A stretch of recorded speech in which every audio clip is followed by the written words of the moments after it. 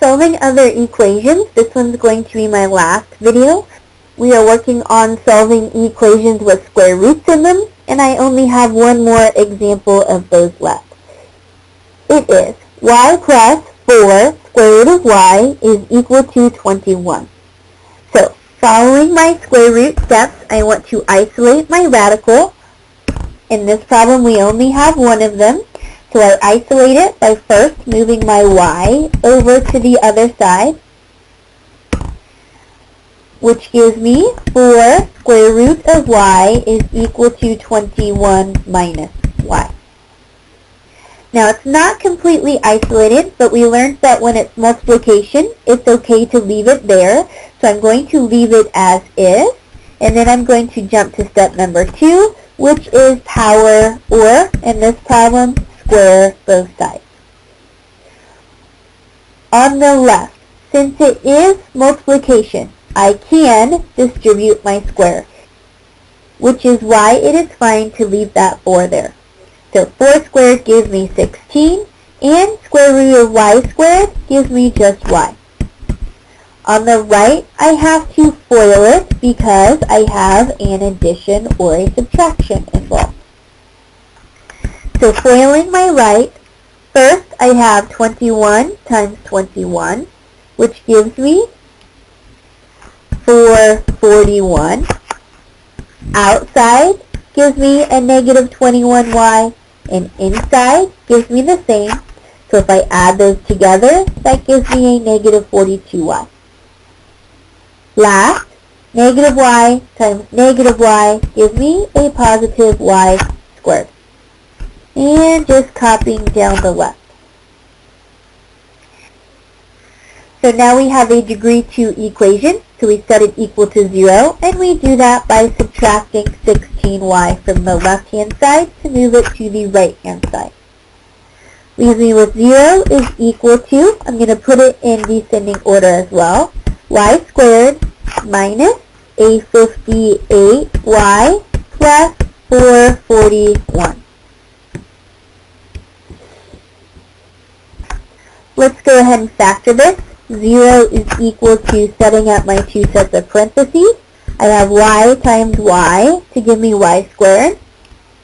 And I'm going to use 49 times 9 because that's going to multiply to give me 441, and that's going to add to give me a negative 58 if they are both negative. And setting both of those equal to 0, 0 equals y minus 49, 0 is equal to y minus 9, and solving those equations gives me the solutions of y is equal to 49 as well as y is equal to 9. But I have to check to make sure that each of those individually work out. So let's check the y equals 49. That gives me 49 plus 4 times the square root of 49. We want to make sure that that equals to 21. And remember, I just substituted 49 in for all the y's in this problem. Simplifies to 49 plus 4 times 7, and 49 plus 28. That does not work out to be 21, because again, when we squared it, what happened was that this sign turned into the wrong sign. So 49 does not check. Let's try the other one. Y is equal to 9. Just substituting it in for all of my y's up here.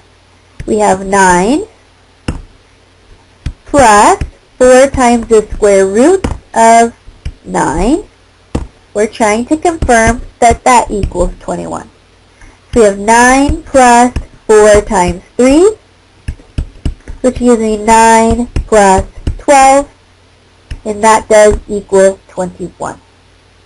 So my solution set is just the answer of 9. If neither one of your answers checks out, then your solution set is the empty set, which you can denote by a set of empty braces, or by that 0 with the line through it. But in this problem, we got one of our solutions to work, so that is 9. Now, the reason that I did this example is because you could have actually solved this example a different way.